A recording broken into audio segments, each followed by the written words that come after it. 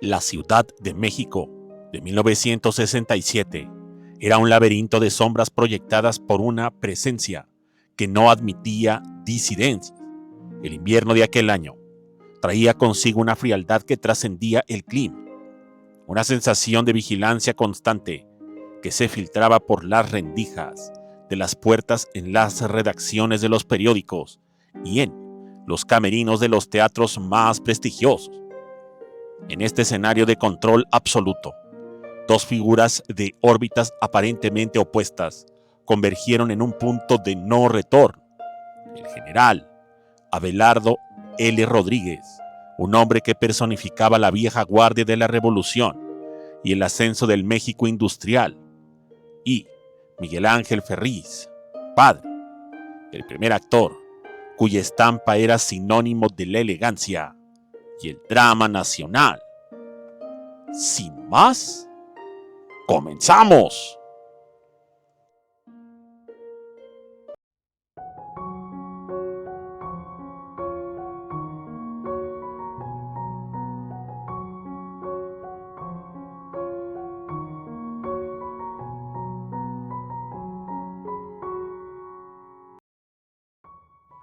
El nexo entre ambos no era la amistad ni los negocios, sino un conjunto de documentos que pesaban más que sus propias trayectorias. Se trataba de un archivo meticulosamente compilado que detallaba el ascenso de Gustavo Díaz Ordaz, no como carrera política legítima, sino como una crónica de eliminaciones sistémicas. Había registros de transferencias bancarias a grupos de choque, transcripciones de orden de ejecución que nunca pasaron por tribunales, y lo más devastador, testimonios bajo juramento de antiguos operativos que señalaban al actual mandatario como el autor intelectual de la desaparición de rivales clave durante su paso por la Secretaría de Gobernación. El encuentro tuvo lugar en un hotel de discreción absoluta, un edificio de techos altos y pasillos alfombrados que amortiguaban los pasos y los secretos. El general Rodríguez, consciente de que su tiempo en el poder había quedado atrás, pero su red de informantes seguía viva, había logrado rescatar estos legajos de una caja de seguridad en el extranjero. Ferriz, por su parte, servía como el enlace con ciertos sectores intelectuales y extranjeros que podrían dar eco internacional a la denuncia, protegiendo así la integridad de la información mediante la exposición pública. La noche del hallazgo, el ambiente dentro de la habitación estaba cargado de una electricidad estática que presagiaba la tragedia. No hubo tiempo para la planificación final, ni para el resguardo de las pruebas. La maquinaria del Estado, afinada para detectar cualquier vibración que amenazara la figura presidencial, ya se había puesto en marcha. Los hombres enviados para recuperar el archivo no eran policías comunes, eran especialistas en la solución definitiva, individuos entrenados para no dejar rastro de su presencia, pero sí una advertencia clara en el estado de las víctimas.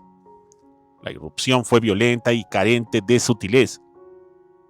El expresidente, general Rodríguez, a pesar de su avanzada edad, conservaba el instinto de combate de quien sobrevivió a las campañas revolucionarias, oponiendo una resistencia física que sorprendió a sus captores.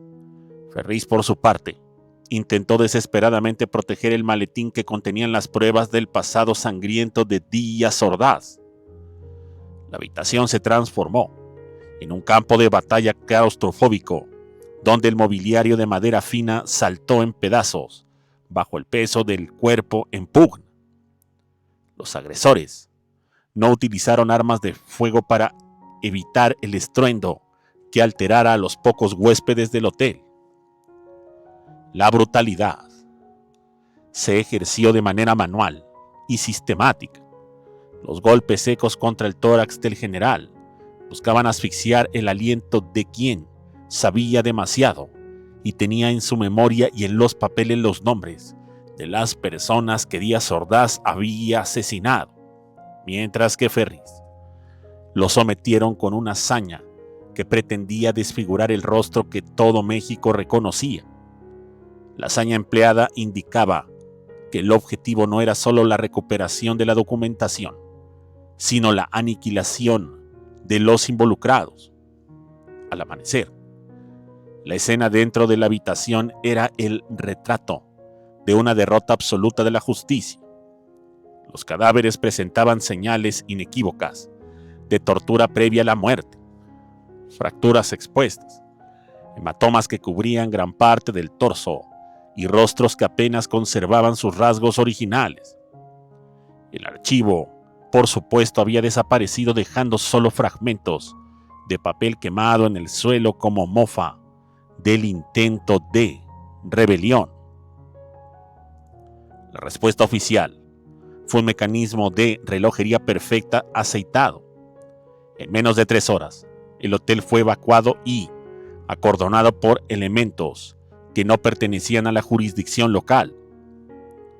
Los informes médicos se redactaron antes de que los cuerpos llegaran a la morgue, atribuyendo los decesos a complicaciones de salud naturales y la coincidencia trágica de un asalto fallido por delincuentes comunes que nunca serían capturados. La prensa, bajo la amenaza implícita de perder sus conexiones de papel y publicidad, replicó la versión oficial sin cuestionar cómo un expresidente y un actor de renombre terminaron sus días en una habitación del hotel, con señales de una violencia extrema. El impacto en la sociedad fue un murmullo sordo. Quien conocía la integridad de los fallecidos comprendieron de inmediato el mensaje. Nadie, sin importar su rango o su fama, estaba a salvo de la mano larga de Díaz Ordaz, si ésta se sentía amenazada por la verdad. La desaparición de las pruebas sobre los crímenes cometidos por el presidente para alcanzar el poder cimentó un periodo de oscuridad informativa que durante décadas estuvo reinando. La historia de Abelardo R. Rodríguez y Miguel Ángel Ferriz quedó sepultada bajo capas de desinformación y miedo generalizado. Se sabe que la prensa fue amenazada, que los medios de igual manera serían amenazados y que la información oficial sería que cada quien murió por separado y en meses diferentes. Sin embargo, los archivos que habrían cambiado el rumbo de la historia de México se convirtieron en humo, y los nombres de quienes intentaron revelarlos fueron asociados a una muerte oscura y carente de la dignidad que ambos ostentaron en vida. En 1967, no fue solo el fin de 2 vidas, sino la consolidación de un régimen que aprendió que la sangre derramada en la penumbra de un hotel era suficiente para mantener el control de todo un país bajo la luz del sol y bajo la línea dura de un presidente intolerante. Muchas gracias y hasta la próxima.